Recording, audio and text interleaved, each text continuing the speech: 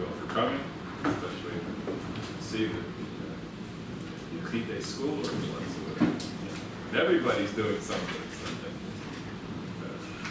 Again, my thanks to Rabbi Wordy and Schneier for giving me a chance to come and speak about something that I think is so important.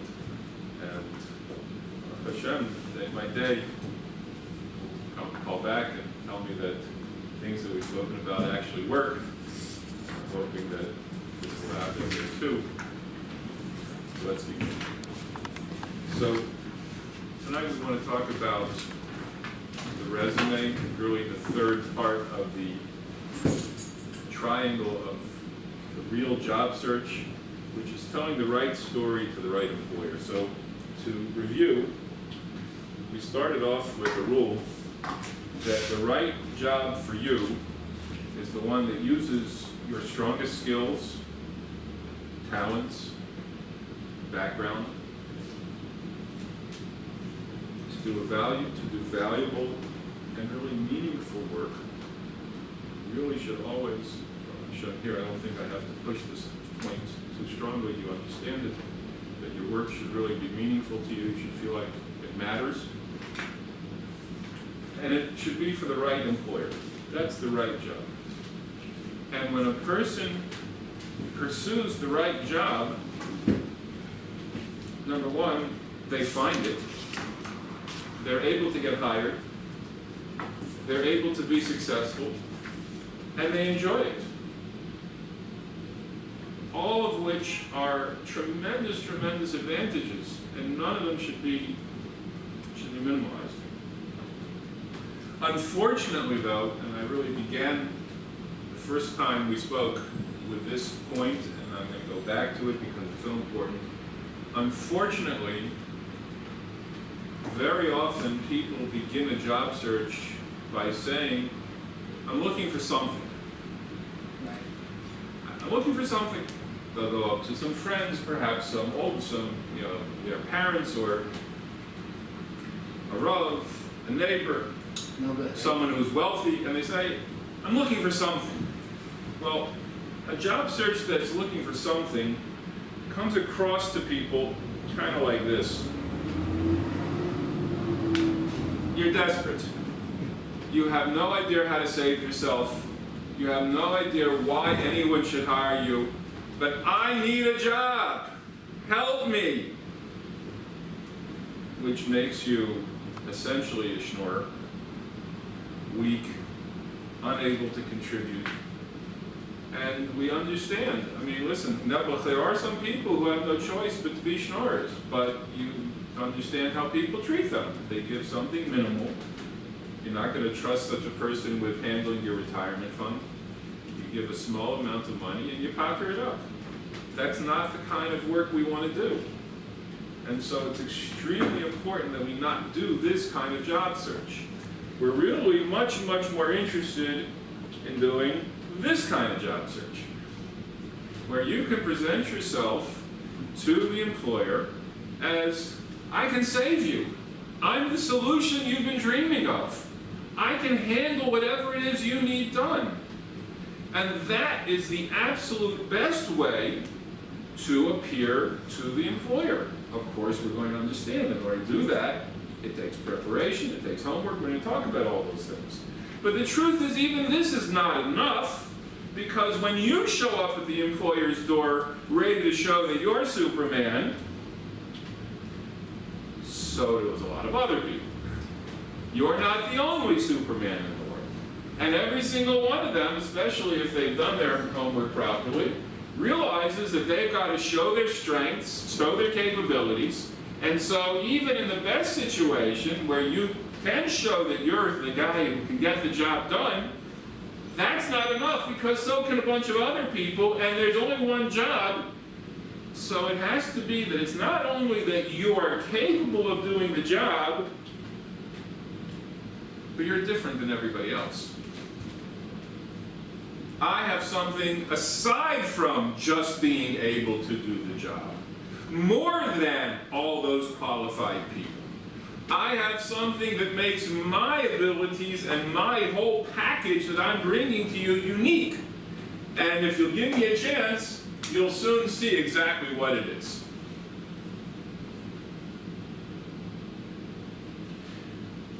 So, in order to get this job search done right, before you can say, I'm the solution, you've got to know what's the problem.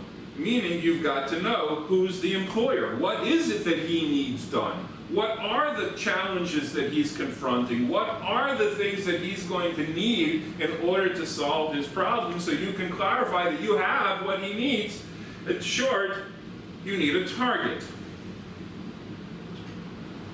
No, not that kind. No. They have the jobs there, no? Well, they may, but Some of them are. you know, but no, you really need that kind of target. Okay? You need to figure out who it is you're going to offer your services to, and then you'll be able to ask yourself, well, how am I going to make it clear that I'm the person he needs? So that is the point that we're going to work on tonight. How do you make sure that your target, in this case it actually comes out that the target has to know that you're the arrow to hit his bullseye, right? And we'll find out how to make that clear to this employer. So, once upon a time, everybody knew how to look for a job. Open the paper, right? And look at the law ads. Nowadays, the law ads have become very sophisticated. There's Monster and Indeed and other websites that have lists and job boards, and they have listings of jobs. So just look there, pick one that looks like it fits you, and apply for a job. And there are many people who will tell you, yeah, I'm looking for a job, I spend the whole day at the computer, I search Monster, I search Indeed, I search Craigslist, I search this one, I search that one, and they sit, and and nothing's happening. And when they tell me that, I said, well, yeah, that's exactly what you would expect, because sitting and searching ads has approximately a 5% chance of getting you a job. That's the truth. 5% of job seekers find them by responding to ads. So, should you respond to ads? Yes, and we'll talk about how to make that possibly more effective, but you should not be spending very much time on it. If someone says, I'm spending the whole day sitting at the computer looking for openings on Monster, you have to tell them you're wasting 95% of your time, because it's a 5% chance and you're devoting 100% of your time. That doesn't work out. You've got to understand that that's not the strong way to find a job. The truth is that only about 20% of jobs overall are ever posted on any kind of public forum. Jobs are very, very often, much more often, 80% of the time, jobs are never written down. But there's an opening, there's a need, and when they find the right person that they're confident can contribute, they'll hire him. Sometimes the job never exists at all until they find the person, who then they say, wait a minute, if you can do that, then I could go, and all of a sudden things get pulled from here and there, and the whole package gets put together, and hi, here's your job. So, you absolutely do not want and cannot say, I'm looking for a job, I'm looking for ads. I'm looking for a job has to mean I'm reaching out, I'm talking to people, I'm seeking out the right employers so that I can present to them that I am the person who can do what they need done. And of course, it's also true that this is even more true the higher the job you're looking for. Yes, Empire Grocery may put ads about they're looking for someone to bag groceries. If you want to do something more than that, it's not going to be advertised. They may not have even thought about how they could use your unique set of skills. Being a manager in a store. I'm sorry? Being a manager in a store. A manager, it very often depends. Very often depends. For sure, a manager is someone who's going to have to bring forward very specific skills, and there's also a lot of feel about, and as a result of that, they can't exactly write down, what am I looking for? I'm not sure.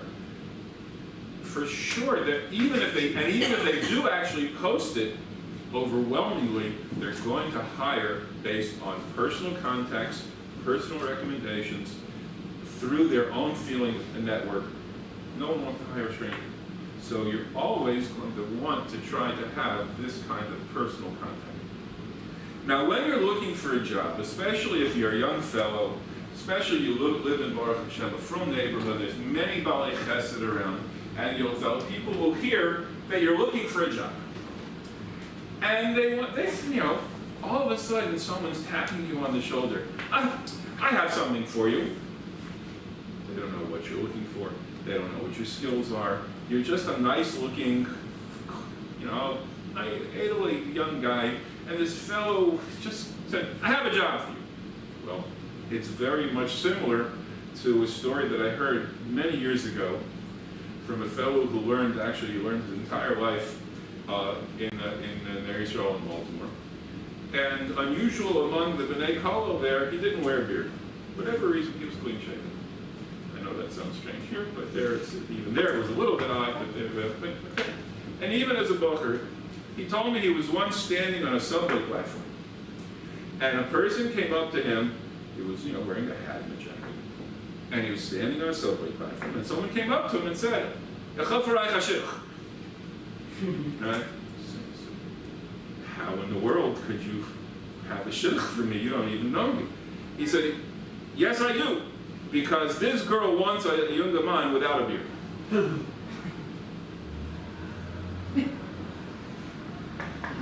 It's kind of a weak reason to look for a shidduch.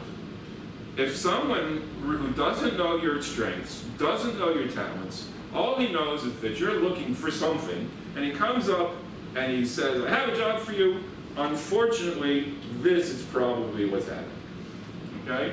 These helpful people, and they may mean well, they just have no concept that jobs really involve specific skills. They have no concept that you have in mind that you're going to use your skills to do something valuable and special. Very often these jobs are very low-level, entry-level jobs, and even then, unfortunately, I hear all the time where somebody, against my better advice, will take such a job, and a month later they come and say, it didn't work out. The employer himself is not all that committed. If he was committed, he would have described exactly what he wants. He would have known that this is no match, and he wouldn't have hired the guy in the first place. So that in general, just by the way, that's an interesting point. People who are not in the world of business tend to think that businessmen must be very smart and know what they're doing and they understand their business, etc. It's not so true. Unfortunately, business people very often are very overwhelmed, do not have the time to think clearly through exactly what their needs are and what it is they're trying to accomplish, and this ends up, unfortunately, very often with bad hiring, people who are not appropriate for a position or for a position that was never really fully thought out in the first place.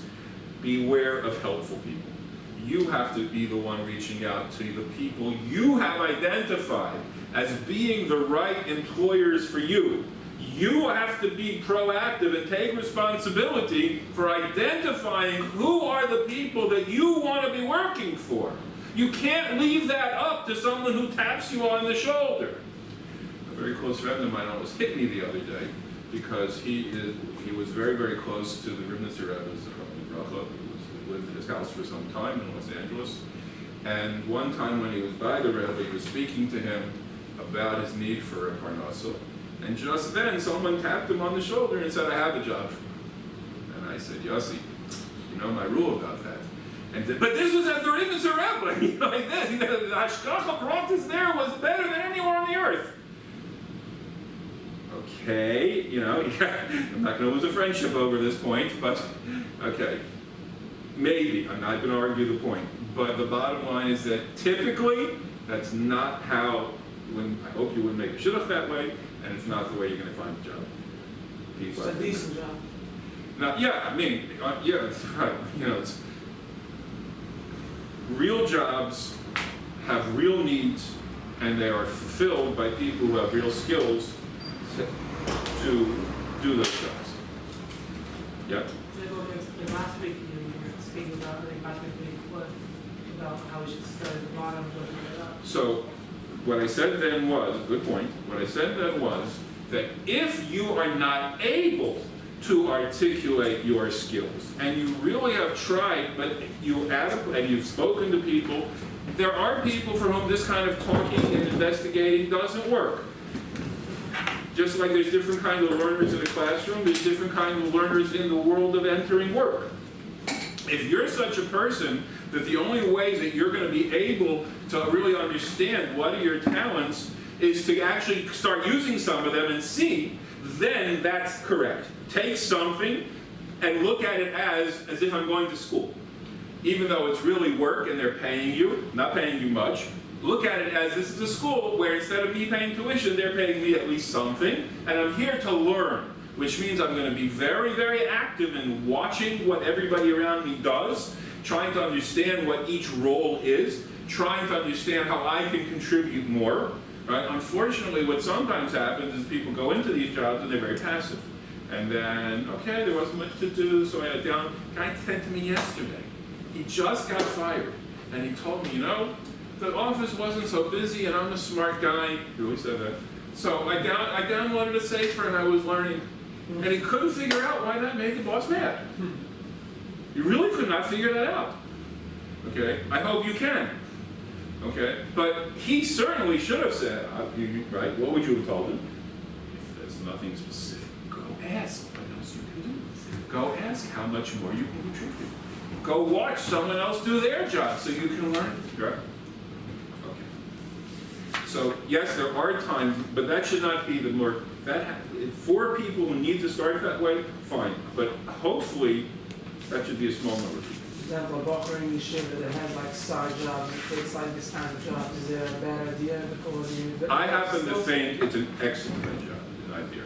Obviously, I am not here to argue with your mashpia and your manhigim. That's what they're there for, and your parents. Okay.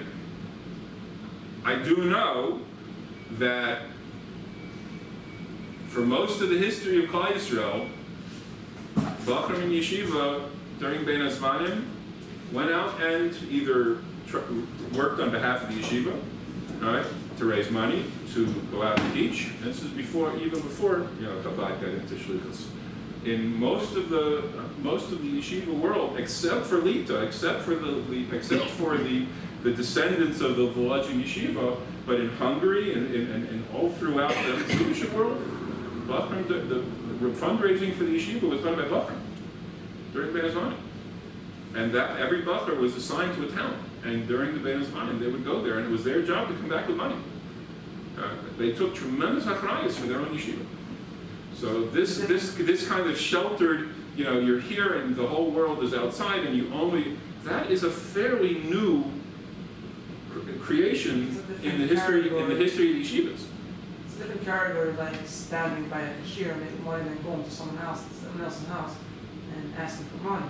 So, the truth is that fundraisers are the ultimate businessmen. They've got to make a sale for a very difficult product, right? And they have to do it by establishing a personal connection and confidence. But some people don't have the guts to actually go to the guy. That used to be part. We all. Nobody has guts to be. Like how many people have guts to take a rifle and take on an enemy army? Until you actually get there, nobody. Right? Anyone who says they're not scared is a fool. Right? Of course you're scared. You do it anyway. Courage means when you're scared, do it anyway. I do fundraising on the phone. It's a very hard thing. It is a very hard thing, but you know what? It's fantastic training. It is. Right? It is fantastic training. Yeah. The ability to engage someone and to win their trust and to be able to speak to their concerns. Mm-hmm. Every single profession does that in one way or another. Right? Everyone. Right? Whether not only the things that people think of as sales, but even the things that are not sales. Anytime that I want you to understand what I'm about, I want you to understand some idea that I'd like you to come around to, I'd like you to accept my guidance, right? When a doctor tries to convince a patient that he should change his diet so that he'll be healthier, that's a sales job. Okay? That's selling. It's the same thing. So it's really, really important to think, yes, a chance to stretch your arms and to get a chance to do things I mentioned, I think last week, that if somebody feels like they've never had a chance to find out what the talents they might have, go to the mashpia or someone similar that you can go up to and say, here are my hands, put me to work.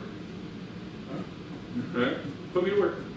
I'll do something, I don't know what I'm good at, but whenever you give me a chance, I'll try hard. Or just take a 9-to-5 job, like. No, I'm talking about if you're in yeshiva. If you're in yeshiva, but within the yeshiva, there are vadim, there's all kinds. There are people who contribute to getting the place to run properly, and you can be part of that, right? Whatever it is. But if you know you're good. If you've already developed a sense of that, then matov. But what I'm saying is that if you haven't, you should make that put that as a goal. Right? To be able to give yourself a chance, if someone has never gone out to the ball field, they don't know if they can hit baseball, right? You have to give yourself a chance to try out. Okay, now, really similar to what you were saying, is that, even if you have a sense of what job you want to be doing for the long term, in the ultimate, plan, you may not be able to get that job immediately. You may need to, first off, it may take longer to get that job, and you may need cash sooner. Right? If you've got a wife and kids and they want to eat tomorrow, a job that will take you 2 years to prepare for may be a nice idea, but what about tomorrow? All right? So there's all kinds of reasons why you may not go for your ideal job immediately. And for that, I encourage people to think of job hunting similar to a road trip. Every time you go out on a road trip, you have a destination. You have somewhere you want to go. But as you see, along the way on a road trip, there's 3 things at least that could happen. Sometimes you may need a rest stop. Now, a rest stop is someplace, it doesn't get you where you want to go, right? It wastes time, but you just have to have it. Right? You're not going to stay there long. You're going to do exactly what you need in order to get what you need, and then you're leaving. Same thing here. I've had people who said to me, I want to take a job, I'll take a job working in a burger restaurant, right? And eventually, I'll go to school. Well, that's a rest stop, but you have no plan for leaving, right? That doesn't work. If you go to a rest stop, you have to have a plan for how long you're going to be here and how you're going to know when it's time to leave. So that's fine. If you need to bring in cash right away, by all means, you may take the job in the burger shop, right? And it's not where you want to end up, it's not the job you eventually want, but it's a rest stop. But there's got to be a plan for when you're leaving. How long do you need to be here to accomplish what? And now let's get out of here. So a rest stop could be necessary, and if it's so, go for it. But there's got to be a plan. There are also jobs that are detours. A detour means there's a big problem in front of you, and you can't get through it. So you have to go around. So you take a detour. Now, a detour may be quite out of the way, but it's limited, and it gets around the problem. So, how do you know when you take a job as a detour? Well, A, you can explain exactly what is the problem that's in the way, right? And how exactly this detour is going to get around it and get you back on the road. We mentioned last week, I gave the mashal of the French sheep ranch. Right? Because if you decide you need to learn French, going to work on a French sheep ranch might be a way to learn French without going to college. Okay? So that could be a detour. You don't want to be a sheep guy. You don't want to spend your life farming sheep. Right? What you want is to learn French so you can come back to America and work as a translator. Right? To work as a diplomat. Right? Okay. But you need to learn French right now. Okay. So you say, okay, I got a 6-month detour to go to France, get a job in a coffee shop or a sheep ranch or whatever it is. Learn French, come back and get back on the road. That's a detour. Okay? Detours are fine, but they're very specific and they solve a problem. Right? In our example, the problem is I need to learn French. I want to do it quickly, I want to do it cheaply. So I'll take a detour, go learn French, and come back and get back on the road. But you have to stay away from a dead end. Okay? A fellow called me the other day. My friend's family has a construction business, I think actually it was a demolition business, and they need drivers, right? So he wants me to come to work for him as a driver, to drive the big trucks that haul away all the junk after they do the demolition of a building. So I take the job. I said, well, do you want to be a driver? He said, no, of course not. Okay, so it's certainly not your destination. If you become a driver, is there any natural progression to move up to anything else? or do you just sit in the cab of the truck all day schlepping junk from one place to another? And the answer was no. That's exactly what they do, right? There's no natural way that while you're driving you could learn anything else about the demolition business. Essentially, it's a dead end. I said, well, you can't take that job.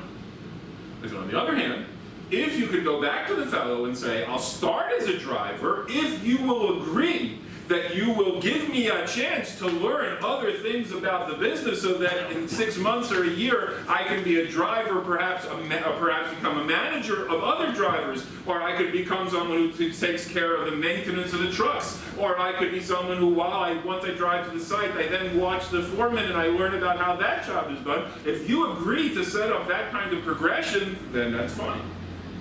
But you can't be stuck in a dead end. If it's a dead end, even when it looks like you just need the money, you cannot let yourself end up in a dead end. So just keep that in mind. So you want to have a target list. You want to say, okay, what kind of company hires people? Again, don't think in terms of want ads. Even if people tell you that company's not hiring, that hiring only means they're not hiring today. What's going to be tomorrow? I don't know. Tomorrow, somebody decided to retire. Tomorrow, somebody decided to move to Albuquerque. Tomorrow, they got a new order and they need to double the size of their department. Tomorrow, they decided to bring in a new piece of equipment and they need someone to run it. There's all kinds of things that can happen tomorrow. Today, we're not hiring. I still want to talk to these people. I want them to know who I am, and I want to understand who they are. Because when tomorrow comes, they're going to want to fill that job as soon as possible. I want them to know me already before the need arises. So I want to talk to them even if they say, we're not hiring. Just to have a conversation. So, let's say that you feel that you could do very well as a salesman. Exactly what you're going to sell, not sure. Whether it's going to be insurance, or boilers, or roofs, or real estate, I don't know. But I kind of have a feeling about sales. Let's imagine there's such a person. Okay. You probably don't want to travel to, Pennsylvania. You'd like to work somewhere nearby. Make a list. Have a list of some companies, whether it's 8 or 10 or 12 companies, that seem reasonable, and now that becomes your beginning target list. Then you start going to people who work in the world of business, and you show them their list, and you say, I'm thinking of going into sales. These are some of the companies that seem like they fit what I'm looking for. This person says, well, if that's something that you like, there's also this one. So you add that to your list. If that's something you're thinking of, I really recommend you don't go there. I know them very well. They're really miserable to work for. Get it off your list, right? You'll never get that information without making your own list first. If you go to someone with a blank sheet of paper and say, I'm thinking of sales, who should I work for? I have no time for that. I'm busy doing my own work. I have my own family to worry about. You're asking me to do all the homework for you. It's not fair. They're not going to do it. But if you come with a target list, you give them a sense of what you're about, then people can help you. Okay?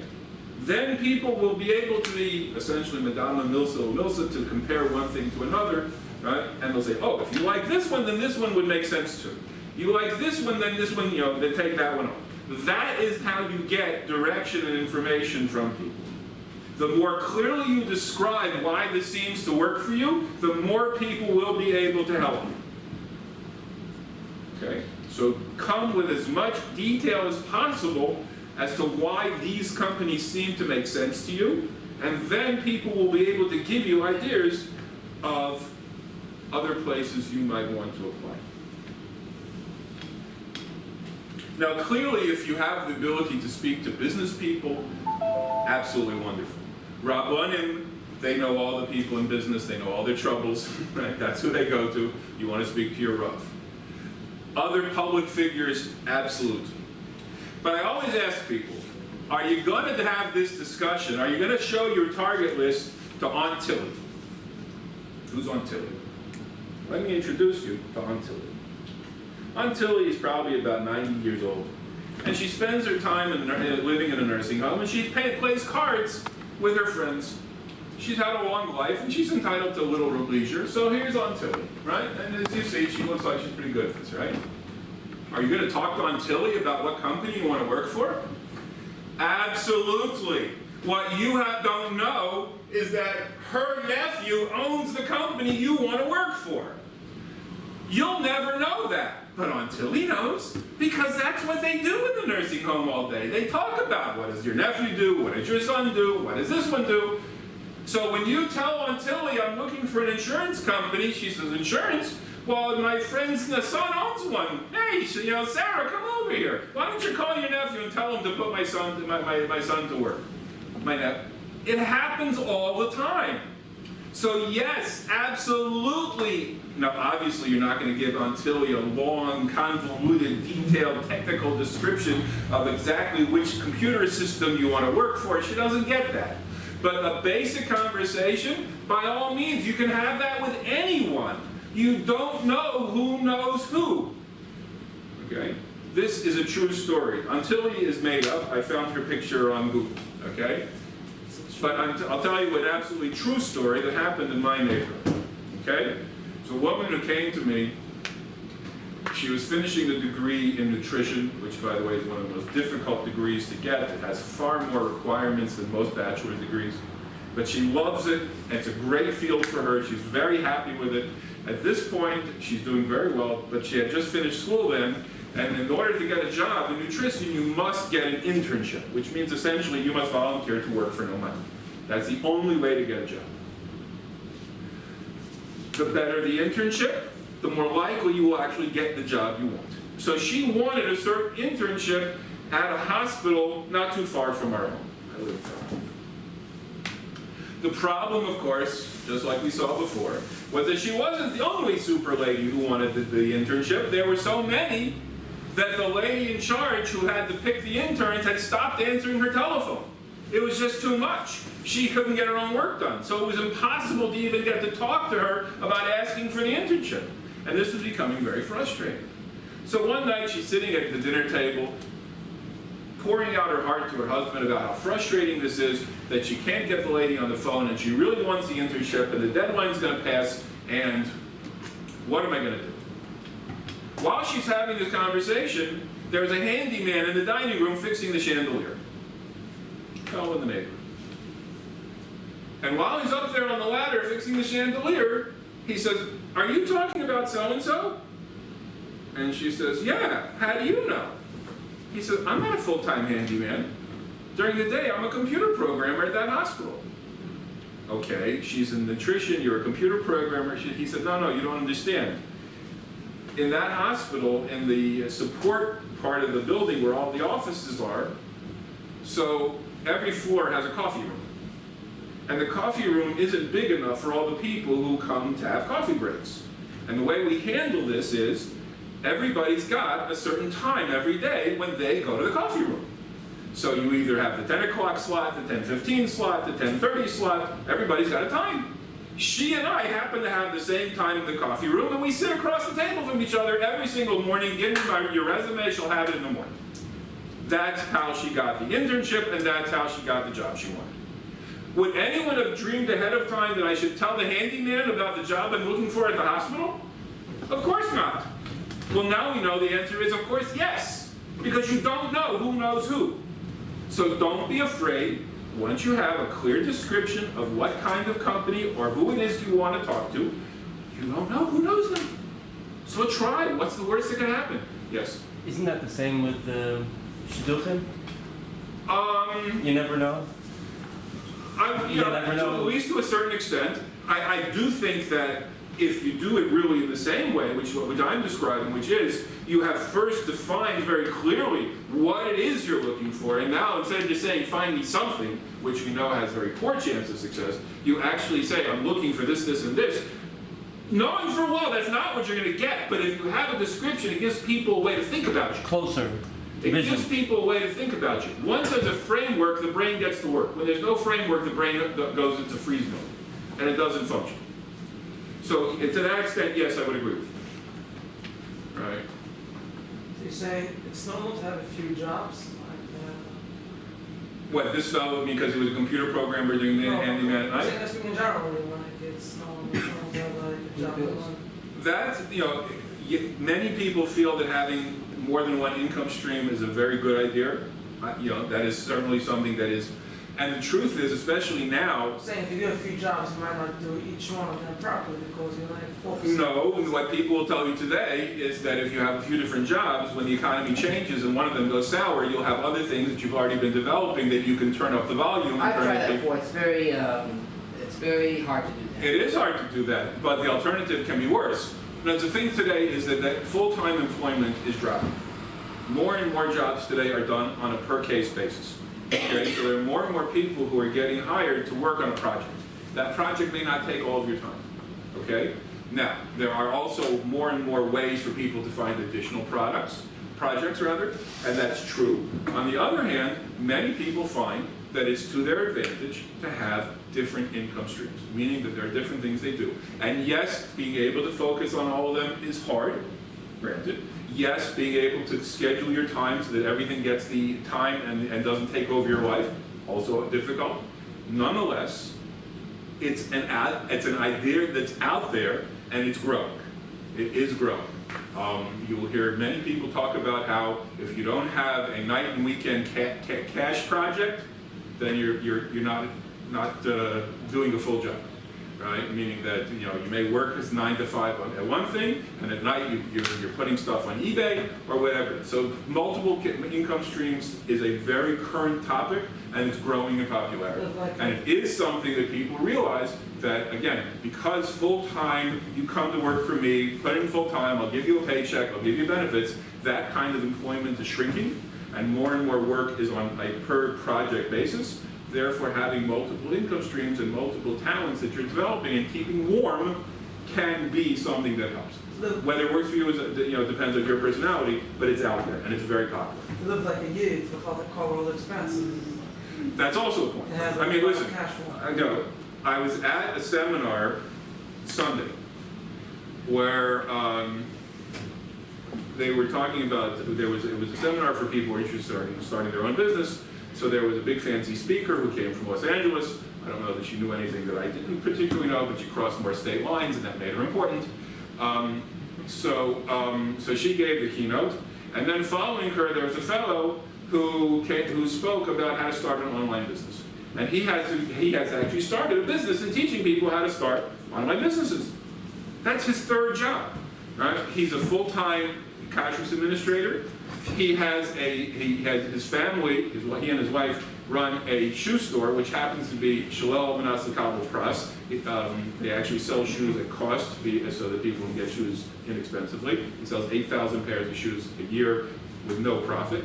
Right? And this is his third job, which is running this thing because he has a big family, and we all know that running a big firm family costs a lot of money. Okay, so this kind of thing is growing, and it very often fits people's needs.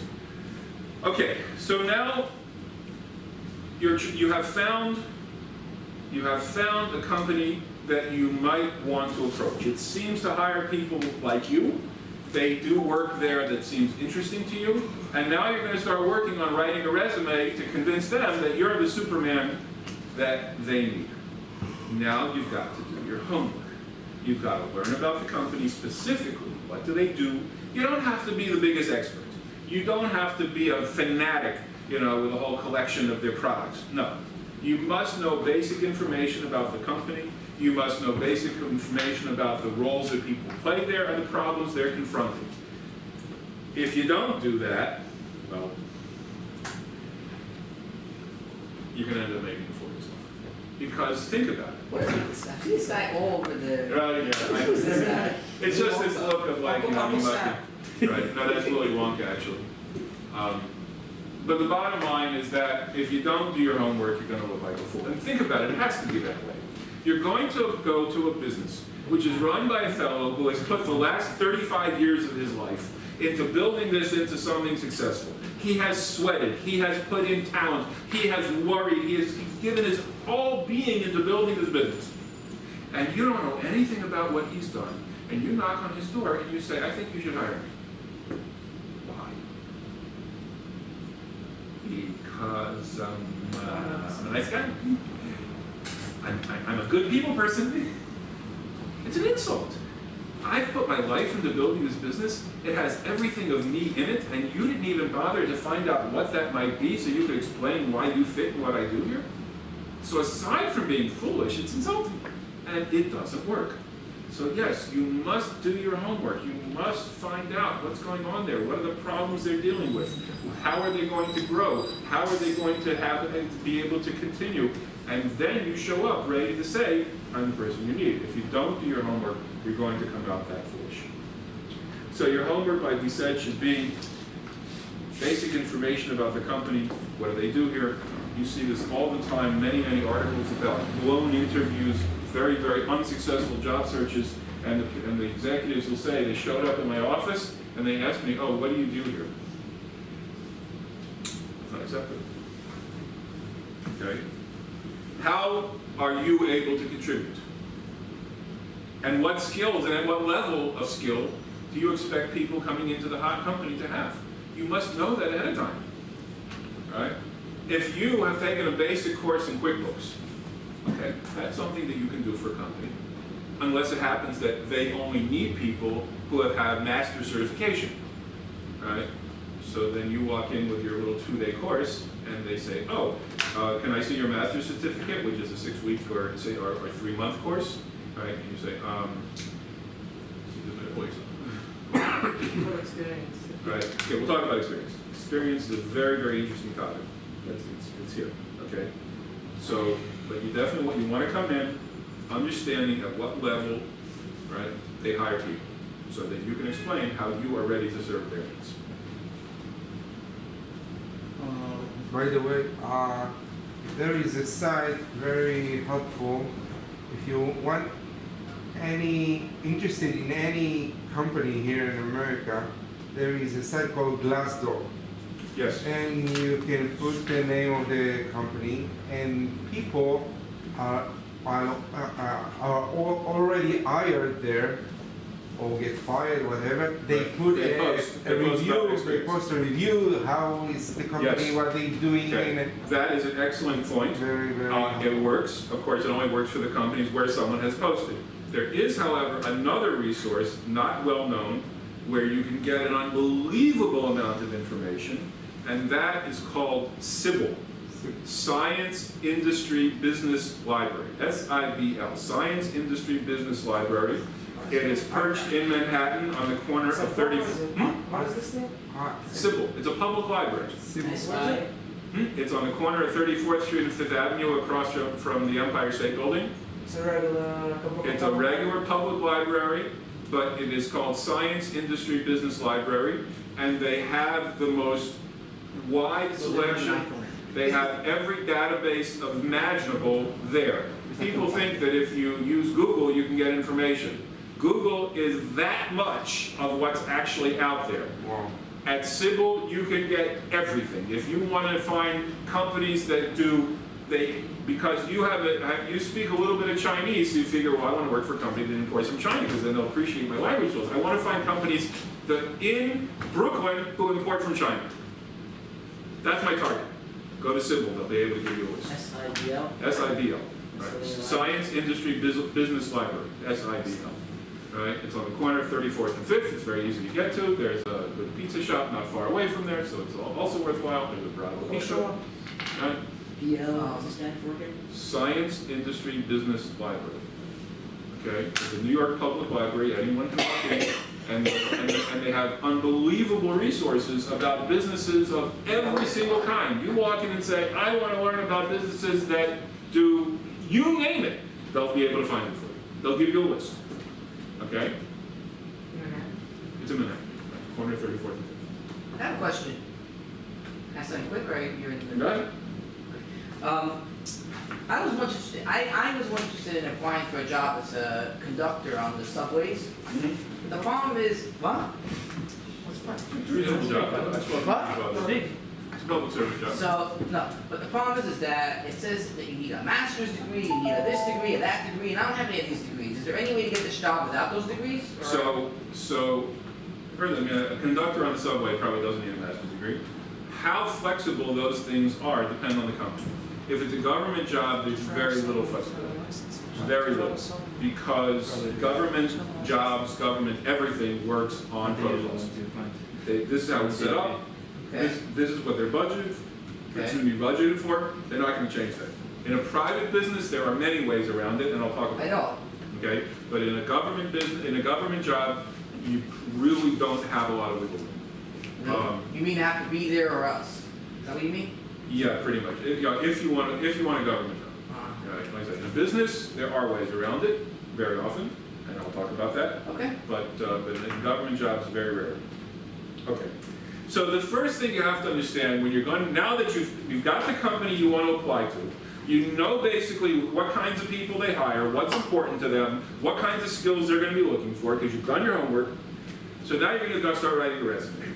Now, almost every resume that gets brought to me by a person who's looking for a job has one basic flaw that makes the whole thing worthless. And that is, it's talking about the wrong person. People have this crazy idea that the job of a resume is to talk about themselves. I did this, I did that, I did the other thing, I went here, I went there, I had this, I have that. So I always tell them, listen, Tyra, please don't be too disappointed. I have to tell you, it's not about you. No one cares about you. They're hard on you. They want to know Well, that you do my job. That's all they want to know. That's all you need to tell them is, can you do my job?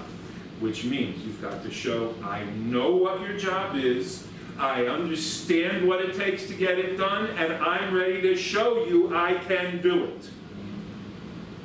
That's what a resume is for, is to tell the employer, and the cover letter, and the elevator speech, and every other piece of communication you use has that purpose. You want to tell the employer that I understand your job, I know what it takes to be successful, and I can show you that I can do it. And that is the job of your resume.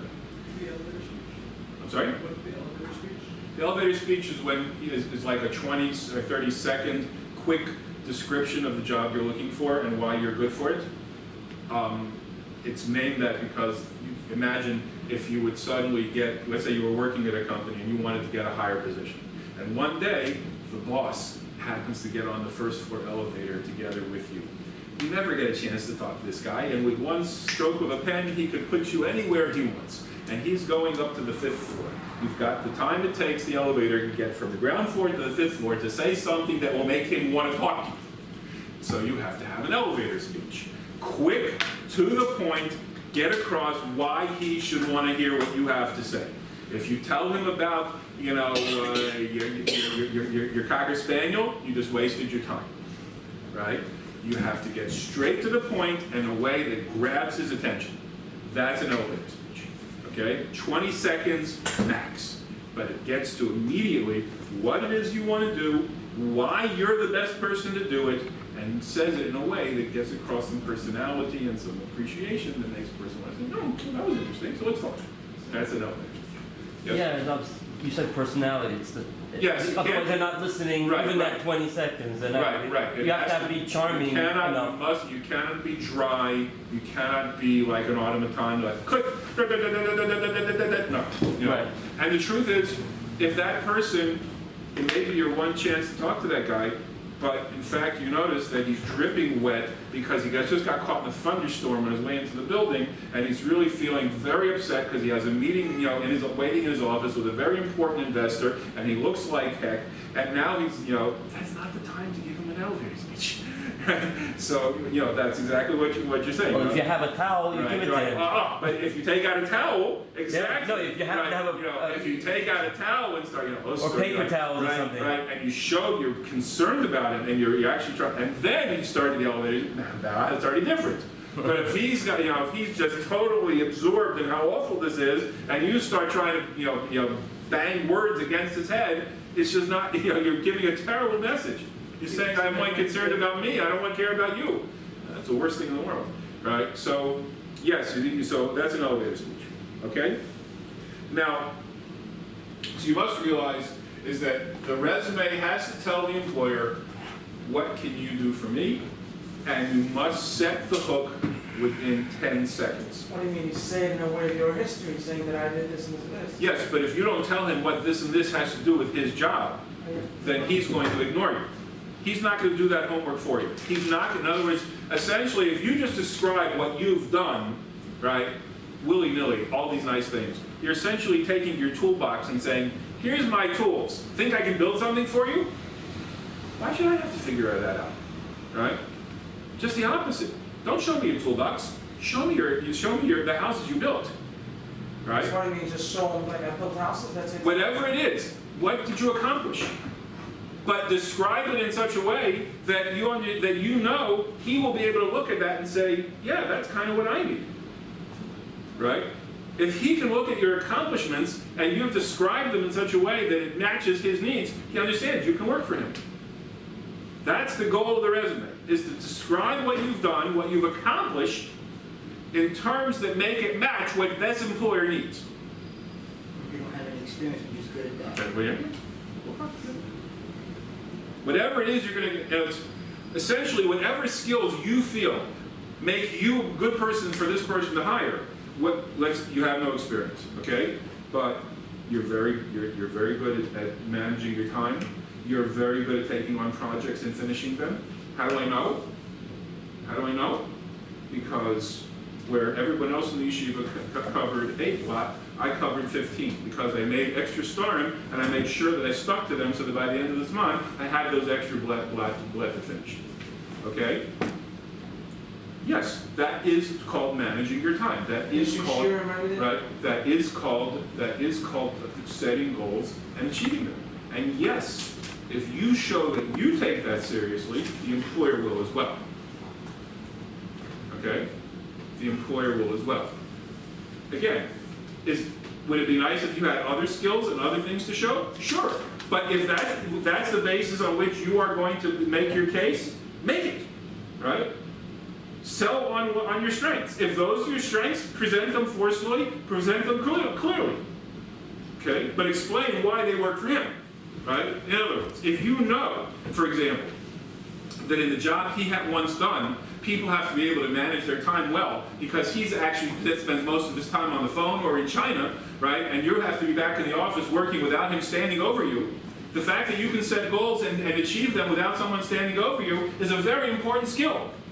So A, the fact that you raise that point shows that you understand that, right? B, the fact that you are proud enough about what you've been doing, learning in yeshiva, for example, right? Be able to say, yes, I set goals and I stuck to them and I worked very hard and I accomplished. Okay, good. I understand what your point presents. He may agree or disagree, but he understands why it makes sense. That's miles ahead of the guy who says, right? Miles ahead, because you're showing I understand your job and this is why I think I have what you need to get it done. Okay? Wherever you're bringing that from, speak of it clearly and set it out. Okay? Now, one way to begin thinking about what you should put on the resume is to imagine that you are on the other side of the table and you're the one who had to do the hiring. Well, if you weren't hiring for this position, what would you be looking for? And of course, do you have those skills? Sometimes, maybe it's not going to look so good. Right? You're looking at yourself and what you see isn't that great. Right? You may need to fix that. But hopefully, and if the answer is, I don't know what I'd be looking for, then you haven't done your homework. You certainly have to be able to say, I know what are the key requirements for this job, and I'm ready to explain that I have those requirements, and that's why I should be hired.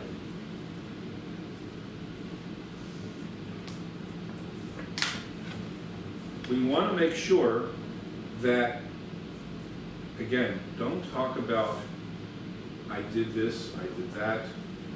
Make sure it's an accomplishment. How do you tell I did this from this is what I accomplished? One of the things you look for verbs and numbers. There's these sheets in the middle of the table. Take a look. There's a chart. This is a chart number 4. Talk about accomplishments. This was done for a group of social workers. That's why a lot of these things look like that, but it's really the same. Doesn't matter. Okay. So someone might say in their resume, I was responsible for intake and evaluation of new clients. That's a responsibility. No, don't say that. Use verbs and numbers. Meaning, for example, I interviewed, verb. Evaluated, verb. 1,345 new clients, number. Using federal guideline, etc., with 98% number. Recommendations accepted, verb. Okay? Verbs and numbers are accomplishments. I did this, and this is how much I did. Okay? As much as possible. Okay? You were making cold calls to people to raise money for something? Yes. How many calls did you make? How many of them were successful? How many? Not all cold right? calls, but okay. Right? Okay. How many of them? Right. I made 500 calls and 250 were successful. Nah. Okay. For example, that'd be fantastic. That'd be fantastic. Okay. Right. Even people that gave. Okay, I made 500 calls and raised 30% more than the person who called the same list last year. That's a number. Okay? Okay. See? Right. Numbers and verbs. If you just say, I was responsible for making calls, the employer has no idea what that means. Okay? The guy who made 2 phone calls also can say I was responsible for calls, and he didn't Yeah. raise a dime. Go to verbs and numbers. How many calls did you make? How many were successful? If that doesn't come across at all, did you do better than last year? Did you do at least as well as last year? Did you reach any new people? I brought in 50% more from new hires, from new contributors. Whatever it is, look around, find something in it that shows that you accomplished something, that the world changed because of you. You didn't just consume oxygen, okay? But put it in terms that show that something was accomplished. That is what you want to put in front of the employer. Yeah. I've heard, and I know people that have done it and gotten jobs. Sure. I mean, older people, you know, parents, friends of parents, whatever, Okay. relatives, that they say that you have to fuzz the truth. You can't, because if you say the exact, nobody has all the time, like percentage of, people always fuzz it and say a little bit more. If it can't be, if it can't be 100% proven, it has to be somewhat of a truth. But if it's completely a lie, but they say there's no way you can succeed if you because the truth is typically that you did not, unless you're extremely successful all the time. But most people are not, and people First off, well, need to say a little bit more, make it a little bit. I agree. Otherwise, you I can't agree succeed to at the all. extent that this is not a lie detector test, but it's pretty close.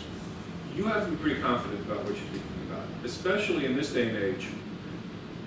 Everybody can follow up and find out whether what you're saying is true or not. And if let's say, for example, that you had a 30% success rate, you call it 50%. That's a pretty big fudge, okay? With one phone, even though 30% might have been pretty decent, but you wanted it to be a little more connected, right? With one phone call, you just turn yourself into a liar. And it won't matter anymore that 30% was really okay, because now you're not truthful. I don't think that's worth it. I really don't. When I ask people, did you improve it by 50% or 40%, they say, I'm really not sure. I said, do you feel comfortable defending 50%? Yeah, I can. Okay, maybe it was 48, fine. Maybe it was 45, also fine. But if it was off by a significant portion, I think that's going to cause discomfort, and you're risking your reputation as a person who tells the truth. And I think that's a problem. What about people that they say if you can't get a job until you have experience, and people try to get in? I will talk about experience, and know that lying about experience is the worst thing you can do. And you will absolutely be caught. And there are very clear ways, very tested ways to get around it. Again, does that mean you won't, no matter, let's say, and like I said, we'll get to these ways of handling that problem. Does that mean that everyone who uses it will succeed? No, of course not. Nothing works for everyone. You absolutely will meet people who say, I tried that and it didn't work. It doesn't mean it's not the right thing to do. It means that hunting for a job, no matter who you are, is always a numbers game. You're going to have to say it not to one person, you're going to have to say it to 20 people. And you're going to have to stay in touch. And you're going to have to practice how you speak. And you're going to have to bring more examples. And you're going to have to do more homework. That's all true, right? But to say, well, I did that and it didn't work, so let's fudge it, I think that you're risking something very serious. And I just can't imagine why that's worth it. The odds of being, first of all, the odds of being caught are very strong. Nowadays, people get caught on everything. Right? I mean, See, in the olden days, they got away with it. Yeah, but nowadays everything can be checked. Everything can be quantified. It takes one push of a key on a computer to spit out what was the increase in contributions from last year to this year. Right? One push of a key. How hard is it to find the person who can push that key? And now you're either telling the truth or you're a liar. Right? Is it worth it? You can't imagine it's worth it. Right? Now, if in fact you really didn't try very hard and you didn't accomplish very much, then you have a much bigger problem than whether it's 30% or 50%. You have a problem in how you approach the jobs that are put in front of you. And that needs to change. That's going to have to change no matter what.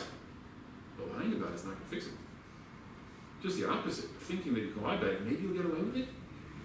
Oh, you're looking for a chance to get yourself into much bigger problems. Because what will end up happening? You have to fund you more. You know, you have to hide more. We've seen this. I mean, I have a relative that Right, said we've they seen this. got their first job because they said they had some experience, Okay. and that's how, Okay, you and then they can got the bring job. They anecdotes. proved it during the job. Okay, you can bring, so I would submit that that person could have also proved it before they got the job, and that would have been a far better thing. And there are a number of examples of people who tried that same kind of tactic, and even though they did prove it later, eventually they were caught and they were fired for lying. Right. So wait a minute, but now I'm good. Doesn't matter. There's a CEO who recently got caught for lying about education. Even better than that. I don't know if you're talking about the same case. There was a woman who lied about having a bachelor's degree, and she was in the admissions office at MIT. Okay, so she was the one who was getting people into, allowing people into this college, you know, and she had lied about having a degree. But they wouldn't verify it first. Somehow or other, at that time, it wasn't verified. And she had been, not only had she proven herself, she was considered one of the most outstanding admissions officers in the entire area. She was the one that everybody came to for answers. And she was fired.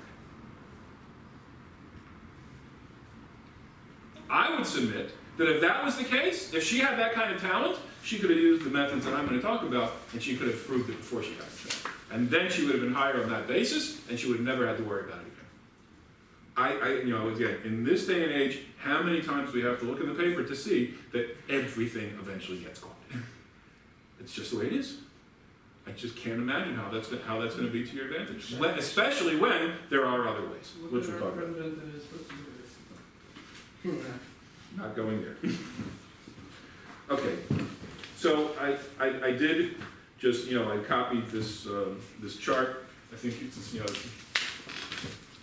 again, you're looking for verbs, numbers. That's the difference between saying what I did and showing an accomplishment. Accomplishments are quantifiable. They have numbers and they have verbs. Okay?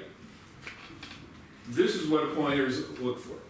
All employers look for numbers and verbs, because that's how they measure their own performance and that's how they measure your success.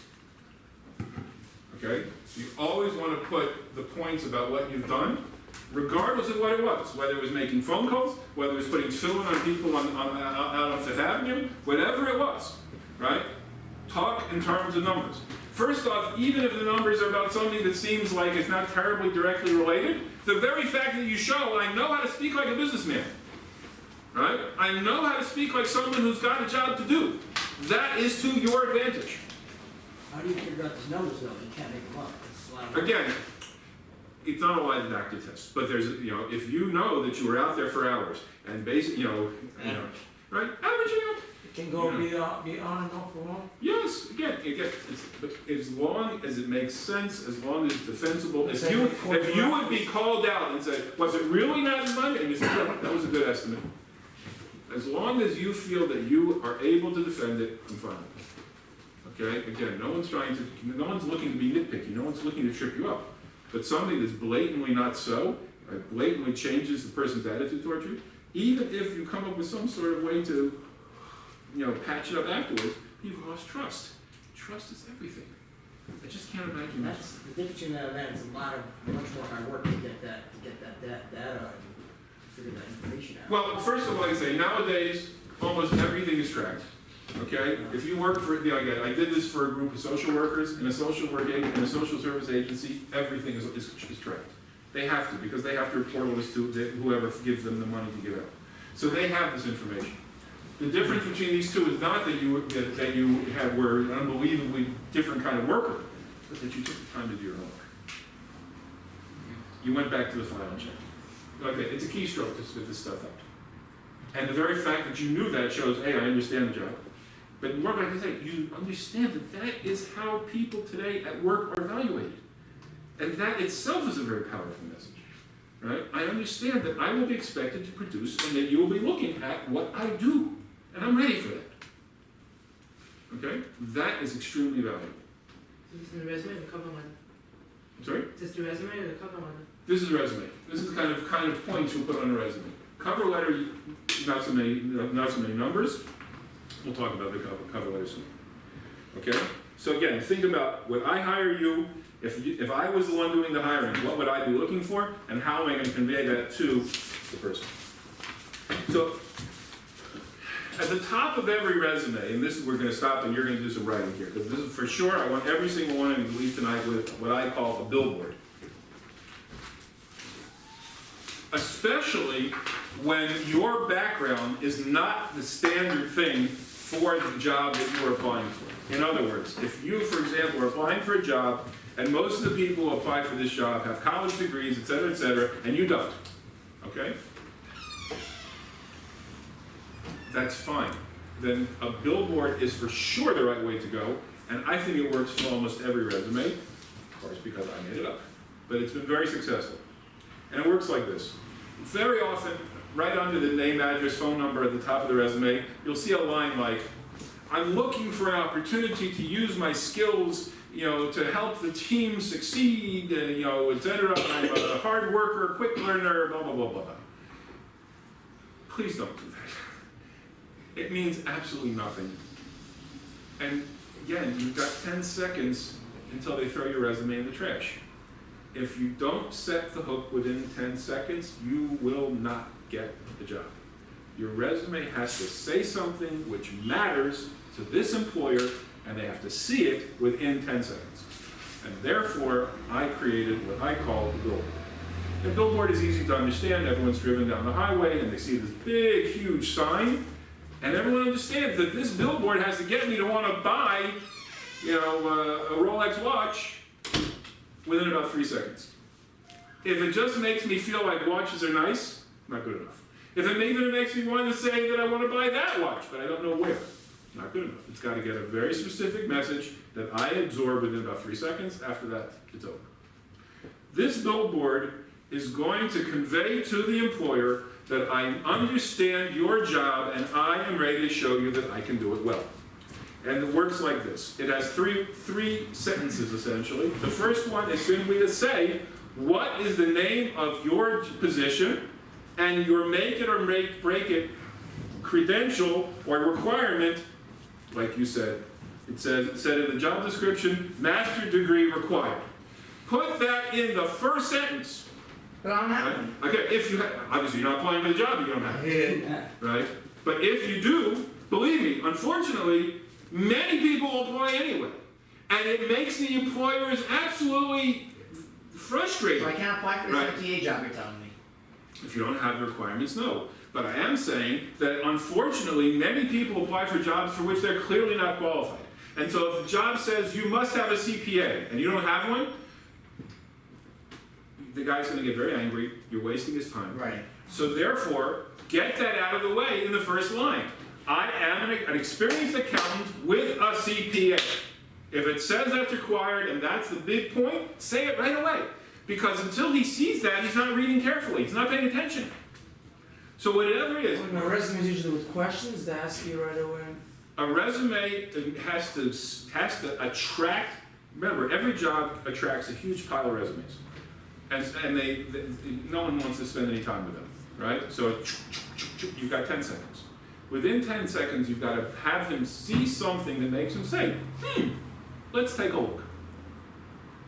That's what this function is. So the first line on your billboard says, what is the job you're looking for, okay? And what is your make or break credential, okay? Whether it's experience, whether it's a degree, whether it's certification, whether it's a license, right? You mean Whether it's, like math? Like he's looking for a math teacher. I am a math teacher. right, an experienced elementary school math teacher with New York State certification for math in elementary school. Okay? If it says that you must have that certification, say so say so right away. Okay? Because until they see that, they're really not paying attention. You know, you could be the world's greatest math teacher. But if they have in their school rules that you must have a state license and you don't have one, you're not getting a job. So don't waste your time, don't waste their time. Okay?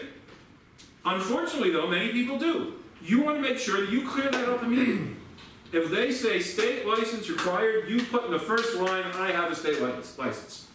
If they say RN required, you put in the first line. If they say 10 years experience required, you put in that first line that I have 10 years experience. Okay? Okay? If whatever they've said, if this is the make it, break it, without this you're not getting the job, you put that in the first line. Okay? The second thing in the billboard is write 3 accomplishments that you know show that this person will recognize as proving that you can do the job. Okay? You're applying for a job running the Lag BaOmer parade on Eastern Parkway. Have you been there? I was actually gonna keep bringing my Anakoff one year, and then that just didn't work out. But it's a well-known thing, okay? So, you want to get the job running Lag BaOmer. What do you Okay, so, Where's the job? they have a parade for children on Eastern Parkway, with bands and floats and all kinds This of one, entertainment. Right. What you need to do? Okay, so essentially it's an event planner. So you're probably going to say, I'm an event planner who has run events for up to 10,000 attendees. Okay, whatever. Okay. Now, if you know this is a big event, if you've run birthday parties for 25 kindergartners, you cannot present yourself as being a guy who can run that event on Eastern Parkway. Okay. You have to be able to convince them right off the bat that you have the ability to run a big show. Same skill though. Okay, yeah, I don't think so. I don't think 25 kindergartners and, tens of thousands of people on Eastern Parkway is the same skill. So the first thing you have to show is I have run events for up to 10,000, 20, whatever it is. You better be in that ballpark or we're not talking the same language. So that's your first line. Now, second, okay, 3 accomplishments. What kind of accomplishments would get their attention? Okay, organize 25, we arrange for 25 different organizations to participate in a parade. Okay, that's an accomplishment. Okay. Increased attendance by 50% over previous year. Okay. Figure that out. Okay. Right. You go look at the crowd. Right. Right. With and reduce costs by 10%. You make sure all the stuff is like in 2 words, 3 words. Right. In a few words, you went straight to notes. You know that in order to do this job well, you've got to be able to organize lots of people. You've got to be able to get lots of people to come and watch, right? And you've got to do it without spending money like crazy, because there isn't any money like crazy. Okay? You know that that's the job. If you put down 3 accomplishments in that area, you have communicated to the boss, I understand the job, and I'm ready to do it. Okay? If you put down that you built a library and were able to, and with 1,000 volumes, but okay, I don't get the connection here. you don't get my job. It's a nice accomplishment. It's got nothing to do with the point. Okay? So you want to bring out right away things that you have accomplished that show this guy that you can do the job. Okay? Now, let's say that you've never run such an event. Now, obviously, you're not going to be running such a huge event if you haven't had experience, because that's impossible. But let's say you are applying for a job, and you know that, for example, the job requires that you be very flexible, that you be able to think on your feet and come up with new solutions, right? And that you be able to do it without without spending a lot of money. Okay? So then look through your past and think of other examples where you have solved problems on the fly, right? Where you have done it without spending a lot of money, and that you've gotten the job done, you know, in a way that people they hadn't thought of. Okay? It may be in a different field, but if those are the basic skills that you want to present, then give examples and where do you use them. Okay? Don't say I'm a team player. Talk about a time when you put together a team of 15 people to accomplish a goal. Okay? Whatever it was. Okay? Talk about an accomplishment. Using the skill that you believe this guy is looking for, and that will show that you are ready to do his job. Because you did your homework. You know that he needs the skill. You now need to show him that you have it. Okay? So the second thing is accomplishments. The things that will wow him, because it's right on his line. It's right the things that you know he needs. And the last part of the billboard is 3 skills. You may have more. And again, 3 is just, it happens that I have found that if you use 3, it doesn't get to be too long. It maintains that punch, and therefore 3 is a good number. If you haven't got 3, but 2 good ones, that's fine. Can you never use 4? I wouldn't say that. Okay? But you're looking for 3 good, hard-hitting, clear examples that show I have used the skills that you're looking for, and I got something done. That's the key. And lastly, 3 skills that you know he really wants. For example, do you speak a foreign language? If it's you're doing a job that involves working with a lot of people who speak Spanish, say right up front, I speak Spanish, right? Computer skills, I know how to use Excel, PowerPoint, Access, whatever, right? I know how to do, I have training in QuickBooks, I have training in whatever else it is, okay?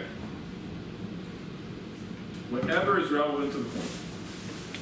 So that you have now, within the first several lines at the very top of your resume, you have given this person reason to think that you're worth talking to.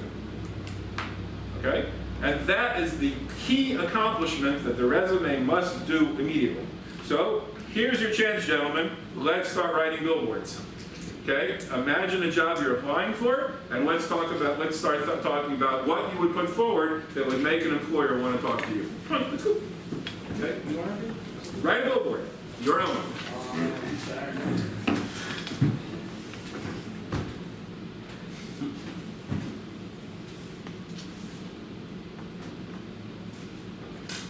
Because once you can write a good billboard, your resume can follow and prove the points that you're making, and you will be on the right track.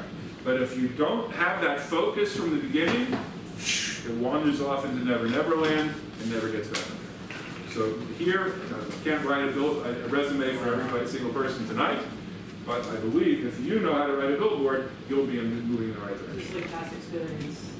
Okay, think of the job you want to be hired for, okay? Now put yourself on the other side of the table and say, what would I want to know to make sure that this is the guy I want to hire? Okay? Now ask yourself, how am I going to show him that I have those points? Accomplishments and key credentials that show him that I'm the guy for your job. Okay? So what do you have in your background, in your experience, in your talents, whatever it is, what do you have that you want to make sure he knows about immediately?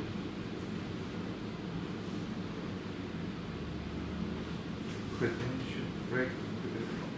I don't understand the first paragraph. Again, a make or break credential means, is this, not every job has them, but I'll get if, the difference between 2. okay, let me just say, if the job has a requirement that without this, you are not getting the job, then say that immediately.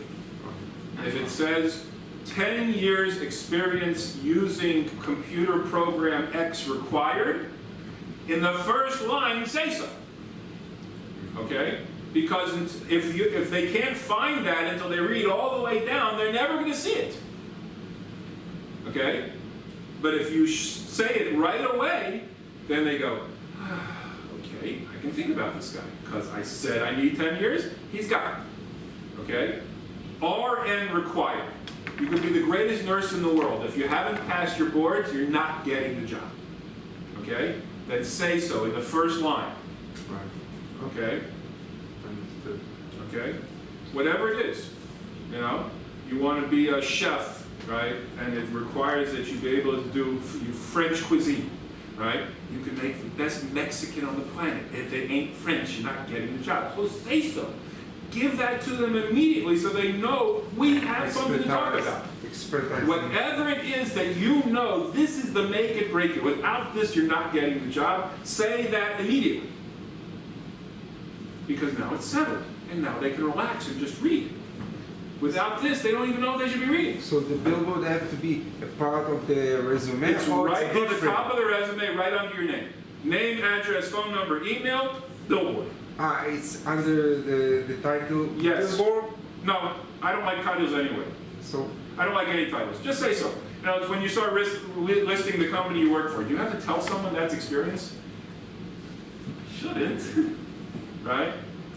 When you start writing, you know, Queens College, you have to tell them that's education? Shouldn't. I don't think you need titles in general. But this for sure not. Just don't, no title, just go right for it, right? An experienced chef with expertise in French cuisine, right? Cooked, state dinner for visiting president of France and Madagascar, right? Show me, put it right in front of my face the things that you know. Isn't that included in the experience itself? Yes, you're good. Repetition is fine. I don't mind repetition. Accomplishing skills, I don't get it, what is it, Mike, what is the difference? That's exactly what I was gonna ask. Accomplishments have verbs and numbers. Okay? Accomplishments can be measured. Okay? Expert in French cuisine. Yeah, it means know how to scramble an egg. Okay? Produced, 8-course French meal for the president of France and 300 other guests. Now I'm getting it. Does that have to be 3? 3 is a good number. If you haven't got 3, okay, run with what you got. I'm saying like employers will still look at you even if they're. No, there's no official way to do this. I made this up. I'm saying you don't speak. I mean, in all of my research as to what employers want to see immediately in a resume, I created this format. Okay, this is Hidushe Mordechai Kruger.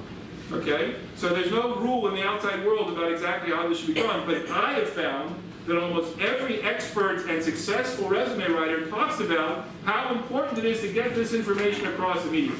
So I've created a format to get across this information right away. That's the point of the book. Does there have to be 3? No, the employer's not going to say, oh, well, billboards is supposed to be 3. No, they never heard of billboards, they've heard of me, right? But does this get across what they want to know? Yes. the resume could be 2 pages? Resume could be as long as you're telling the story that's worth reading. Okay? Think of your favorite book that you've read. Did you stop because it had more than 250 pages? No. You love this book. It's a great story. It could be 1,000 pages. You'll read them all. Right? Think of a book you hate. It didn't matter if it was 10 pages. You didn't want to read one. Okay? People don't mind a resume. Now, obviously, let's be reasonable.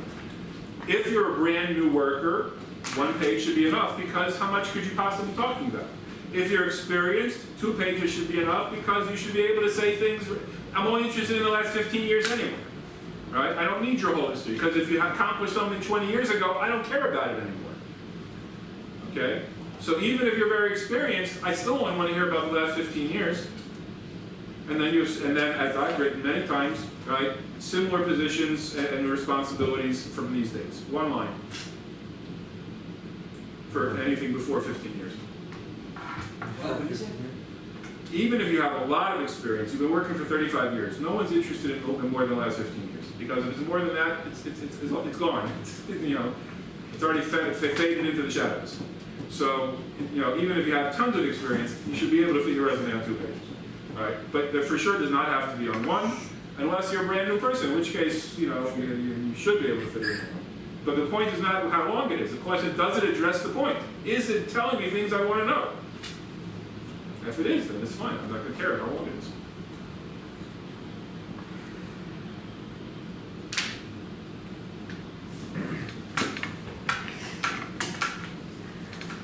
Any other steps after this? I'm sorry? I'm in a rush. Okay. Just wondering, now, is there any other steps after this? You surely should take on this. Okay, that I have. Okay, after this, we're going to talk about experience. How much longer? Today? Yeah, we're going to talk about experience. Because it's very important in approaching an employer. What do you do if you don't have experience? How much longer do you start? 15 minutes? Are we gonna have Marv after this? Or? Oh, that'd be great. Make a minute, I hope so. If they yes, I'll stay the full Yeah. time. You have a fee, that's why. You got some. Otherwise, I'm leaving soon. Ooh. Sometimes you go up to 12:1. Yeah, but after 10:30 it gets hard. Okay, No. Does he make a mini every night? It's a minute later, away from We okay. should've left. How are we doing? I'd like to start hearing stuff. I didn't mind much. I don't know. it. Yes, I can start. Okay, let's start. I applied for a chef. Okay, What's the break thing? what's the most important thing that you want me to know immediately? Working hard. Okay, that's very nice, but it's not a credential. It's not something I can quantify. You want something that is very specific, right? Like I say, if the job says expertise in French cuisine required, then say so, right? If the job says state license, New York State license, Yes, I don't know what the job is talking about. I mean, you haven't actually zeroed in on exact, well, when you write a resume, you're going to. You realize the resume must be specific to the job. Okay. There's no such thing as a resume until you know what job you are looking for. If someone comes to me and says, I want you to help me write a resume, and I say, for what job? They said, oh, I don't know, I just want a resume. There's no such thing. Okay? This is a very basic mistake. And people go, what? All my friends have I was resumes. thinking about the credential. Okay, so you have to know what is the make it, break it credential for the job you're working on. Okay, if you're not ready to put that down, fine. Okay, you have What any? about like, was required to patrol, organize, and was well with the If that's what the job description says, fine. But it'd be even better if you could put a quantity in it, meaning handle groups up to such and such a size, right? Okay, now they want someone who can deal with, you want to be a head counselor at camp, right? Well, there's a big difference between a camp that has 1,500 kids and a camp that has 100 kids. Okay, so experienced program director, because that would be the one like under the head counselors, you want to move up, right? Right? With programs up to 700 kids. Okay, you getting there? See, that's a make it break it. Because you could be a program director, but if you only handle crowds of 25, you have no idea what to do with 1,500. Okay? But if you handle crowds of 700, then we're the ballpark. Okay? You see what I'm after here? So we want something specific that shows we can talk. I have what you need. All right? And especially that kind of thing, try to find a number. Right? Was it a number of people? Was it an amount of money? Right? I have people who said, well, I was a bookkeeper. Okay? It's a big difference if you were a bookkeeper for a business that was doing $10,000 a year business versus a bookkeeper for a company that's doing $10 billion a year business. Okay? What kinds of responsibility, what kinds of numbers are you used to dealing with? Okay? See, so those kind, look for a number or some way to quantify exactly what it is, where you are in the world. Okay? You want the person to be able to look at you and say, yeah, I get it, this guy's on my plan. He makes sense to me. Okay? So if you're applying, for example, you're applying for a job as for accounts receivable for a company that does $10 billion in business. So you want to say, right, experienced bookkeeper with, doing accounts receivable for a company doing $5 billion. If you can do $5 billion, you can move up to 10. right? But if you've done 500, right, you're not moving to 10 billion. So, right, so you want to say, I'm in your world. A number is a great way to try to get it into something concrete. So always, the first thing to do is, can I find some kind of number? Because numbers, business people work with numbers. It's something they're comfortable with, right? And that gives them a sense that you and I are on the same boat. You include the company, like the company. Not in the billboard. Not in the billboard. The billboard is just to give the sense that we should be talking. You're looking for someone to do accounts receivable of 10 billion. I did accounts receivable for 5 billion. So we can talk, right? We can talk. Okay? See what I mean?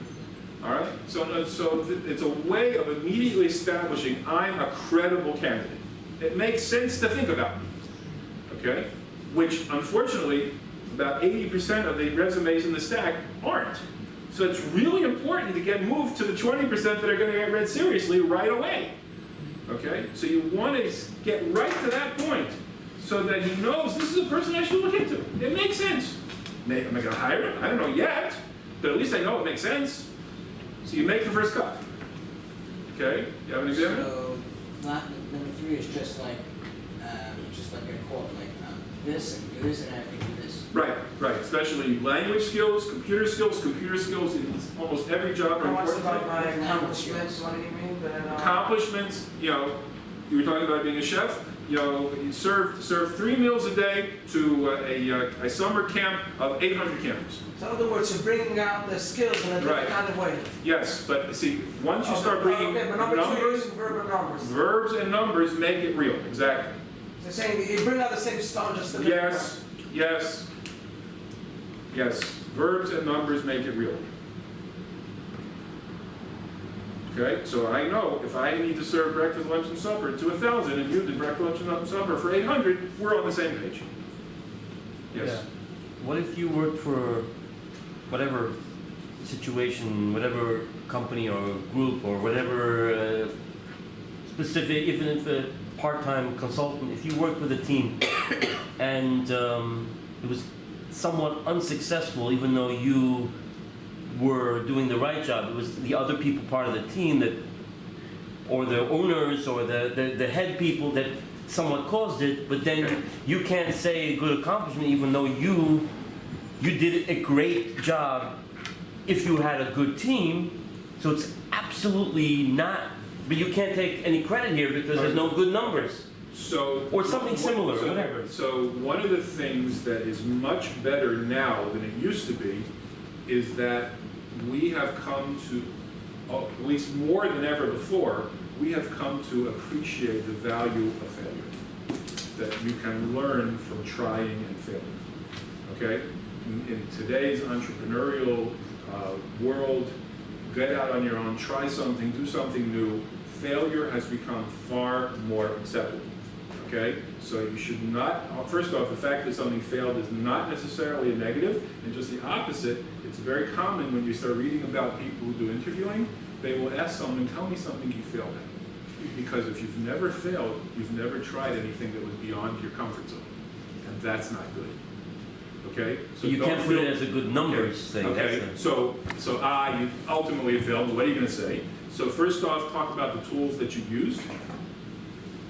For example, use a certain computer program or use a certain technique. Okay? Okay, talk about the tool, and you did that correctly, right? If you use that tool, you used it correctly. So the fact that the ultimate project didn't succeed, but you used your tool correctly. So that's a success. Okay? So that's very valuable. Secondly, if it didn't succeed, but what did you have? Okay? All right? What did happen? And eventually, so that person was not successful, Right. but ultimately, when they look back in history, they see that supposed thing was the ignition that Right. led to a Right. complete revolution that changed the whole universe and the whole world. Unfortunately, well, if you've got That person if you've actually got led to if you've the got ultimate 200 success. years between your ignition and actually asking for the job, then you might have a chance. But most people have a shorter time span than that. Right. In which case, you may be stuck. No, but let's say it was in 3, 4, 5 years that you Okay. see that As long- non-successes led As to long- awareness. As long as you can point to something that was an actual contribution. You wrote the book that was quoted 18,000 times over the next 5 years, right? You built the organization that later grew into, Merkaz Linyonei Chinuch. Yeah, but right? then other people took credit because they Right. started making it happen, but you Okay. opened the I was floodgates. there. I was from the founding members of the committee that created this. This idea that Yes. led other people to Yes, succeed in talk it. about what you did. You were on the committee, what? So basic, I was on the founding committee that created blanky blanky blank. Okay. Oh, this is a, Right. it's a. Yeah, if so now you can take credit for what they're doing now and say they're I think you continuing should what be very I specific. started. You should be very specific about what you contributed. You helped organize, you brought together, you created the budget, you created the concept, you did the research, right? Be very specific about what you contributed. Don't go sponging off on other people. That's just a hornet's nest. No, but you can be very forthright about what you did contribute. what if some other people actually stole the names that you actually used and You they don't- took it you for don't want to themselves? be accusing anybody of doing anything. Right, no, I'm not saying- It's negative, it's not going to work. No, I'm saying you started something and now they're using that similar name. Okay, so show me. So Show what? me. Show me. Yeah, you can show it. You can show a poster that you put up years Okay, before yes. them, and now they're Yeah, using that okay. name, Yeah, bring that forward. even though you have nothing to do with that name that's fine. anymore. That's okay. That's okay. And you're not taking credit for what they're doing No, now. no. You're just saying Yeah, eventually you're it saying, led this poster that was the first one ever put up about doing this kind of thing. about mitzvah tanks, right? I made that poster. Right, and now people are. I designed the first camper. And now they're doing similar I'm the things. first one to turn a Winnebago into a mitzvah tank. And now they're doing similar things that are successful. Right. So you're allowed to Sure. make Sure. that point. Yes. You see that first one, I built it. Right. Okay. Okay. Yes. Other people carried it further. Very nice. I'm very happy they did. But I built the first one. Right. Right. I'm Yeah. not doing mine. Okay. So now you've got a sense of your billboard is also the basis of your approach to companies. Again, you want to do your homework. You want to make sure that you're addressing the things that are important to this company. And you want, now, of course, you're going to talk about your experience or your activities or whatever it is you are going to bring forward as proving that you can do the job. Again, even if it's in a totally different area, but you're going to bring out, for example, let's say that you were learning in yeshiva, but you're going to bring out goal setting and self-discipline and all the other things that you feel are important for this job, and you're going to explain why they're connected. So you have your resume now, okay? And now you've got to get in touch with the actual companies that hire people like you. So now, again, you're going to go back to your network, and you're going to say, these are the kind of companies I'm looking for. This company, do you know anyone there? Can you introduce me to someone who works there? Again, don't forget the Antilli rule. You never know who she knows. Okay? But remember, whenever you approach someone for help, the more specific you are, the more likely you are to get help. If you say, I want to meet somebody in the insurance business, that's not going to go anywhere. If you say, I'd like to meet someone at Metropolitan Insurance or a similar company that sells property and casualty in Crown Heights, people can help you. Get as specific and clear as possible. And then people are able to help you make the connections that you want. Does that mean everyone will help you? No, of course not. Some people will say, get lost. But many people will say yes, and they will help you. Interestingly, and I just had this phone call on the way here, working with a fellow who right today, this week, through tomorrow, is at a 4-day conference in the field he wants to get into. Okay? He's done his homework excellently. He has networked excellently, and he showed up at this conference. Most of the people there have years of experience, and he's brand new. Okay? So he called me Monday, very upset that some of the people he targeted and he got to meet were not nice to him. You're new here, I don't think you really understand what's going on. okay? There were a couple who were nice, and of course he sent them immediately that evening emails. Thank you for meeting with me. I appreciate the guidance. I look forward to discussing, and you always bring up another topic, okay? And I wrote him back, send emails to the nasty guys. Why? Because now they feel guilty. And guilt is wonderful. We love guilt. Because the guy who's guilty about the way he spoke to you yesterday will make a double effort to be nice to you today. So every time you apply for a job, the best thing that can happen is the guy will hire you. The second best is he will be an absolute beast. The worse the better. Because the day after that, he's going to feel terrible. And then you're going to call him back. And he's going to be dying to do something nice for you because he realizes that he was not nice the first time. It happens all the time. Are you gonna say the same thing you said to the You're gonna keep in touch, listen, so you went to speak to him, and he ranked you out, and you don't know what's going on here, in a week, you're gonna call him back and say, I think the points you made were very important, and I really have done some more homework, and I'd really appreciate a chance to speak to you again. And you have done some homework, because you really understand the thing better now. And now he's gonna say, I wasn't, please forgive me. I really didn't, I was really upset about something had just happened. I wasn't, come on in, let me see what I can do for you. I said, we love guilt. We love guilt, okay? So if somebody, you speak to a company and they're not nice, and in fact, this is what I told this fellow to do. On the way here, he called me, Rabbi Kruger, it worked. The guys who were nasty to me on Monday have become my best friends. Perfect. What if they don't feel guilty, meaning they don't even think that some people, and they don't have any guilt. Okay, What if they don't, some people don't think that they're no guarantees. nasty. What I'm saying is just because someone is nasty to you doesn't mean you can't go back. Right, Just the opposite. Someone being nasty to you is more reason to go back. right. Because it is very possible they'll feel guilty. And once they feel guilty, they will have to try to do something nice for you. They'll say, listen kid, I can't hire you, let me make a phone call. Right, but some people. Thank you, right? Right, but some people that you think they were nasty, they might not think. But True, when you okay. contact them, There are no They- 100%. no, but I'm Of saying- course, some people won't, but some people will. The typical reaction is he was nasty, I'm never going to try and go anywhere near him again. I see him at Kiddush, I'm not even going to eat the herring this week. I want to get out of the room, right? No, if he was nasty to you, by all means go up to him again. That proved maybe he won't feel bad, okay, but maybe he will. but you might not even think he's Okay, nasty. okay. I'm not making any promises. I'm only saying as a tactic, it's worth going back. Right, but I'm saying. Yeah, Marvin, and we'll. Okay, let's finish. Okay, let's finish up. Okay, so persistence, keep going.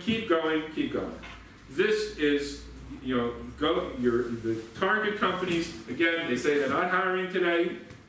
Get back in touch again, learn more about what they do again, improve your approach, study up, get more information, and go back.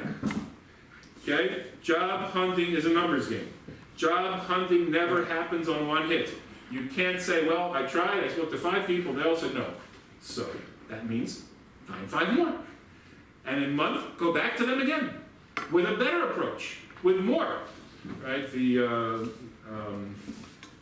Ralph Hertzka, Meridian Capital, one of the wealthiest from in New York today. Billions of dollars in annual sales. Meridian Capital is huge. I heard him speak, and he said the first time he was able to get a bank to back him on a property, the bank, which is his very, very first property, it was the 19th bank that he went to. So he said, so from that on you have to be persistent. Keep trying. There'll be the 19th bank might say yes. He said, no. I did not do this 19 times. Because every time I went to a bank, before I went, I sat down and I said, what did I do wrong? And what can I do better? And I went again, and it still didn't work. And I went again. And then I said, now what can I do better? And what can I say, can I improve? And then I went again. That is the persistence. Persistence doesn't mean doing the same thing over and over again. That's stupidity.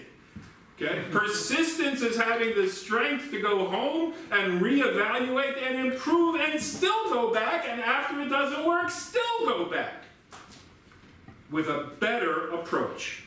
That's persistence. Okay? The problem that everyone talks about is experience. How can you make up for the fact that you just don't have experience?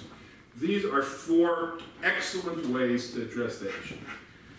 In your approach to the company, one of the things you can do is to write what's called a pain letter. A pain letter is where you explain a problem that you know that company is having and how you would solve it. So even though you haven't done it, you haven't got this experience, but you show you understand their issues and you're explaining how you would address them. Wouldn't that be in the good? No. A pain letter is dealing with a real problem that they have.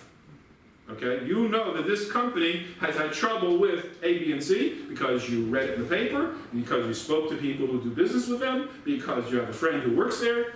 Okay? You know they are dealing with this problem. This company is now installing a new computer system, and it's very hard to get the old computers to speak to the new computers. Okay? That is, in fact, a very common problem, right? You're in IT, you know how to get them to talk. So you write to them, and you say, this is a problem when you're dealing with this system and that system, and this is how I would solve it. Have I done it before? No, but I know it works. I studied it, I've spoken to people, and I'm ready to do it for you. Okay? That's called a pain letter. It can be very effective because it goes right to a problem that you know they have.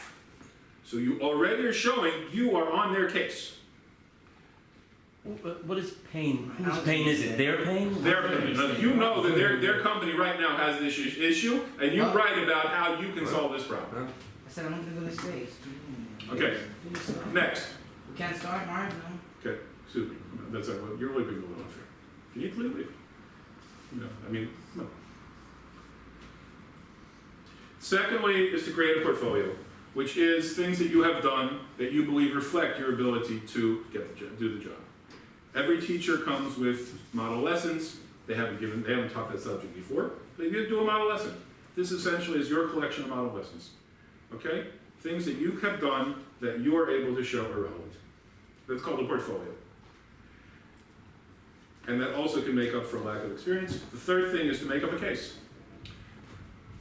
You want to get a job as a lawyer working for a certain company dealing with a certain kind of issue.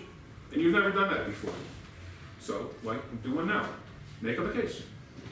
Right? Create a case and and create a file as to how you would deal with it. And when they say, you've never done this before, you say, sure I have. Here it is. I did everything that an attorney would have to do to handle this case. Here it is, right in front of you. You can read it. Okay? Where'd you do that? At home. Who's the client? I made him up. But I can show you that I did every single thing that's necessary to handle this case. And in fact, I have had people that I've guided do this. It works. And not only that, let's say you're working on something and it's something you don't know how to solve. You can call an experienced person, pick up the phone and call them and say, I'm working on a case, I'd like to ask you a question. They'll help you. They don't have to know the case is made up. They'll talk about it as if it's a real one. And you can use that to show your ability to handle the case. The last one, of course, is to volunteer. Simply, if you're an accountant and you haven't handled a nonprofit, find one and tell them, hi, I'll do your books for free. Okay? People love to work for free, right? You want to show that you can cook for a crowd of 1,000? Show up at some event and say, I will come work in your kitchen. Right? Go and do it. Right? You're not doing it for the rest of your life, but it's a way to get started. So these are 4 ways, again, the hour's late and it's true, I want to finish up. But these are 4 things, all of these are both new, so they all are capable of making up for a lack of experience.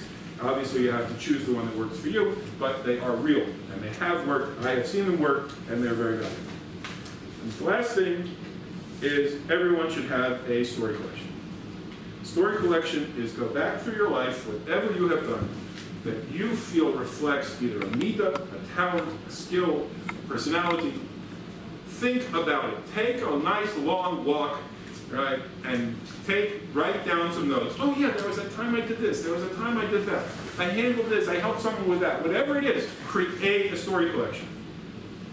Because when you get in front of an employer and they will ask you questions, answering a question with a story is very powerful. And I guarantee you, like everyone, when you sit in front of an employer, you will get nervous and you will forget everything that you were thinking about before.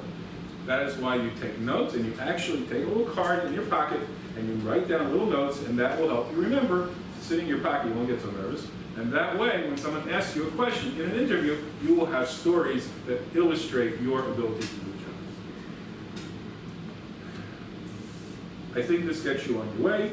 Obviously, there are details, there are expansions, there are specific cases, but this is a general approach, and I hope it's Excuse me? You wrote in the thing something about self-worth?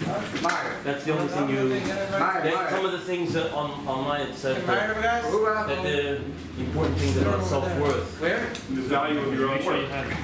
We have exactly Like important... 6 people living with you. Person's self-worth is connected to You're not one of them? their resume. That was- Well, your self-worth also is, the value. Maybe I missed it in the beginning, I don't know. Also, in terms of, for I example, mean, we don't want to go on. you've been learning the machine, and you have set goals, you have stuck to the case, right? You've done these things. You know that stick-to-itiveness and self-discipline are very valuable in this. I stayed Right. because of Mark, that's why I stayed. So what have you been doing? In yeshiva. You know what happened.